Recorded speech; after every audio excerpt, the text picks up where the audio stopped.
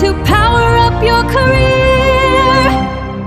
Welcome to Uday Kumar Electrical Academy, a dedicated destination for mastering electrical engineering. Whether you're aiming for lessons on RRB, JE, SST, JA, or AE exams, we've got you covered. We provide comprehensions on all core electrical engineering subjects, plus essentials in aptitude, reasoning, and general science. If our videos help you gain knowledge and get closer to your dream job, we'd love to have you in our community. Follow Uday Kumar Electrical Academy today. Don't forget to like, share, and subscribe to stay updated. Let's succeed together. Determine the distribution factor for the alternator having 4-pole 36 slots 3-phase single layer winding. So ఇది కనుక్కోమంది. So దీంట్లో ఏంటంటే ఇచ్చిన data ఏంటి? So ఇచ్చిన data ఏంటి అంటే ఇక్కడ 4 poles ఇచ్చేసాడు. సో గివెన్ డేటా రాద్దాం ఫస్ట్. సో డిస్ట్రిబ్యూషన్ అనేది కావాలా, కాకపోతే మన డేటా ఏంటి? ఇక్కడ పోల్స్ ఇచ్చేసాడు. సో పోల్స్ అంటే పీతో ఇండికేట్ చేసుకుంటాం. దీని వాల్యూ ఎంత అంటే నాకు 4. అదేవిధంగా స్లాట్స్ని ఎస్తో ఇండికేట్ చేసుకుంటాం. దీని వాల్యూ ఎంత అంటే నాకు 36. అదేవిధంగా ఇక్కడ ఏమి ఇచ్చాడు? 3-phase సింగిల్ లేయర్ వైండింగ్ ఇచ్చాడు. అంటే నెంబర్ ఆఫ్ ఫేసెస్ ఎన్ని అంటే నాకు ఇక్కడ, సో ఫేసెస్ దీన్ని స్మాల్ ఎంతో ఇండికేట్ చేసుకుంటాం. దీని వాల్యూ ఎంత అంటే 3. ఇక్కడ మనకి ఇచ్చింది ఏంటి అంటే వైండింగ్ అనేది సింగిల్ లేయర్ ఇచ్చాడు. ఇది 3-phase single layer.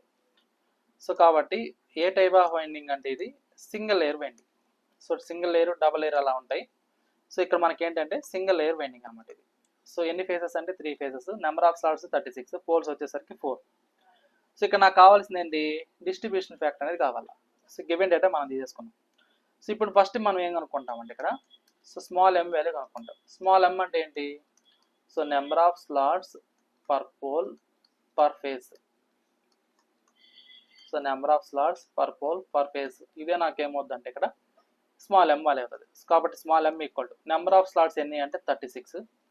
So per pole ఎన్ని అంటే నాకు 4, పర్ ఫేజ్ ఎంత అంటే 3.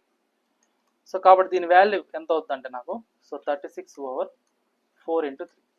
సో అంటే ఎంత అవుతుంది నాకు 3. అంటే ఎం వాల్యూ ఎంత అంటే నాకు 3. Okay, next slot angle. So slot angle మనం దేని ఇండికేట్ చేసుకుంటాం అంటే బీటాతో ఇండికేట్ చేసుకుంటాం. సో బీటా అంటే ఏంటి? So 180 degrees over number of slots per pole. So 180 degrees over, so number of slots ఎన్ని అంటే 36, నెంబర్ ఆఫ్ పోల్స్ ఎన్ని అంటే 4. సో అంటే ఎంత అయింది నాకు ఇది 180/9 అంటే 20 degrees అయింది.